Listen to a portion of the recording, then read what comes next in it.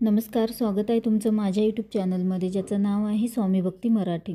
26 February 2025 वार बुधवार। तर या दिवशी आलेले आहे महाशिवरात्री। भगवान शंकरांच्या उपासनेचा अतिशय महत्त्वाचा असा हा दिवस मानला जातो।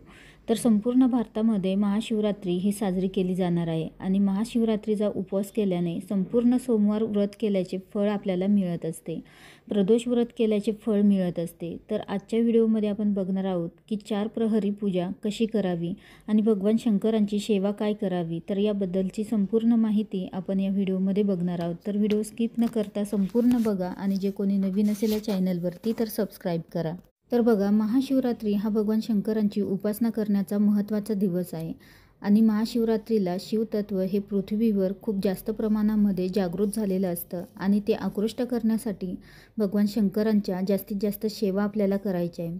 तर महाशिवरात्रीला दिवसभरामध्ये कधीही तुम्ही पूजा सेवा करू शकता, पण महाशिवरात्रीच्या दिवशी 4 प्रहर सेवा करण्यासाठी ही महत्त्वाचा अवधी मानला गेला आहे। तर प्रहर हा दर 3 तासाचा असतो आणि 4 प्रहर सेवा करायची असते।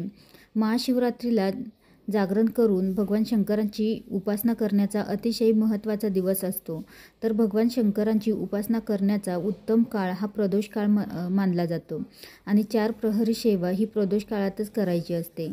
तर भगवान शंकरांना फक्त जल जरी अर्पण केले तरीही आपल्यावर ते प्रसन्न होतात आणि या महाशिवरात्रीला शिवतत्व खूप जास्त प्रमाणामध्ये जागृत झालेलं असतं आणि त्यासाठीच आपल्याला भगवान शंकरांची सेवा करायची असते। ज्यांना जागरण शक्य होत नाही, 4 प्रहरमध्ये सेवा करणं शक्य होत नाही, तर त्यांनी प्रदोष काळामध्ये देखील ही सेवा करू शकता। म्हणजे पहिला प्रहर आहे तर तेव्हाही तुम्ही सेवा करू शकता।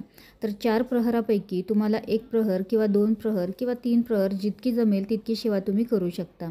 पण ज्यांना तेही शक्य नाही होत तर त्यांनी 26 फेब्रुवारीला सकाळी भगवान शंकरांची सेवा करू शकता। दिवसभरामध्ये केव्हाही सेवा करू शकता, पण जे 4 प्रहर आहेत त्याला खूप महत्त्व असतो या दिवशी। तर पहिला प्रहर हा प्रदोषकाळी सुरू होतो, म्हणजे 26 फेब्रुवारीला पहिला प्रहर हा संध्याकाळी 6:43 सुरू होतो, तर तो 9:47 मिनिटांपर्यंत असणार आहे। आणि यावेळी आपल्याला मंत्र कोणता पठण करायचा आहे तर बघा, ह्रीं ईशानाय नमः। तर या मंत्राचा पठण आपल्याला या प्रहरामध्ये म्हणजेच पहिल्या प्रहरामध्ये करायचा आहे। त्यानंतर दुसरा प्रहर हा रात्री 9:31 सुरू होणार असून तो मध्यरात्री 12:51 असणार आहे आणि यावेळी मंत्र आपल्याला ह्रीं अघोराय नमः या मंत्राचा पठण करायचा आहे। त्यानंतर तिसरा प्रहर हा मध्यरात्री 12:51 सुरू होऊन तो 3:55 संपणार आहे आणि मंत्र आपल्याला ह्रीं वामदेवाय नमः या मंत्राचं पठण करायचं आहे।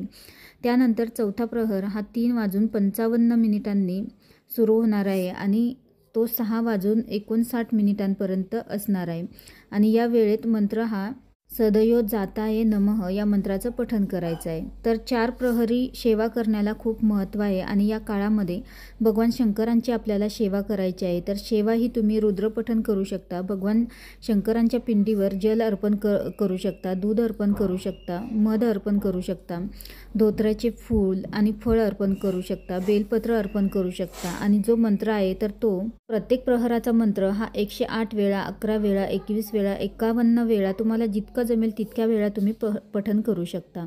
प्रहर हा 3 तासाचा असतो आणि या 3 तासातच आपल्याला या सेवा करायच्या आहेत। तर या 4 प्रहरी सेवा खूप महत्त्वाच्या सेवा आहे आणि तुम्हाला जमतील तर अवश्य, तुम्हाला जागरण जर जमत असेल तर अवश्य तुम्ही या 4 प्रहरी सेवा करा, किंवा तुम्हाला नसेल जमत तर तुम्ही 1 प्रहर केला तरीही चालेल।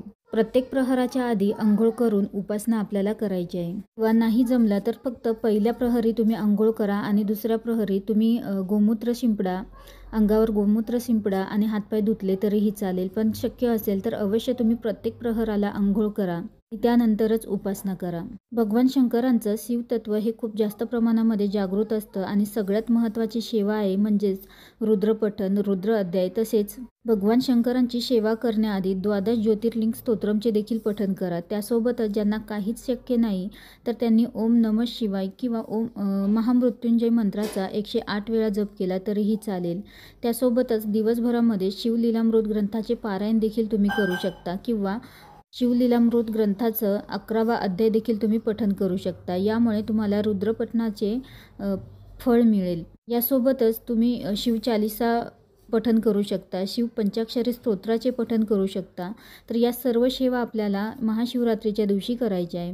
यासोबतच शिव अष्टोत्तरी नामाचे पठण करू शकता, तसेच शिव महिम्ना स्तोत्राचे पठण करू शकता आणि शिवपिंडीवर अभिषेक करत असताना तुम्ही शिव महिम्ना स्तोत्राचे पठण करू शकता। तर या दिवशी आपल्याला जास्तीत जास्त सेवा करायच्या आहेत। तर अवश्य तुम्ही महाशिवरात्रीच्या दिवशी 4 प्रहरी ही सेवा तुम्हाला जर जमत असेल तर अवश्य तुम्ही ही सेवा करा, किंवा तुम्हाला नसेल जमत तर तुम्ही 1 प्रहर करू शकता, किंवा दिवसभरामध्ये ज्या सेवा तुम्हाला भगवान शंकरांच्या जमतील त्या सेवा करा। अतिशय महत्त्वाचा आणि शुभ दिवस आहे, तर या दिवशी तुम्ही या सेवा अजिबात चुकू नका। तुम्हाला जितक्या जमतील तितक्या जास्तीत जास्त सेवा करा। व्हिडिओ आवडला असेल तर लाईक करा, कमेंट करा, शेअर करा आणि सबस्क्राईब करा। श्री स्वामी समर्थ।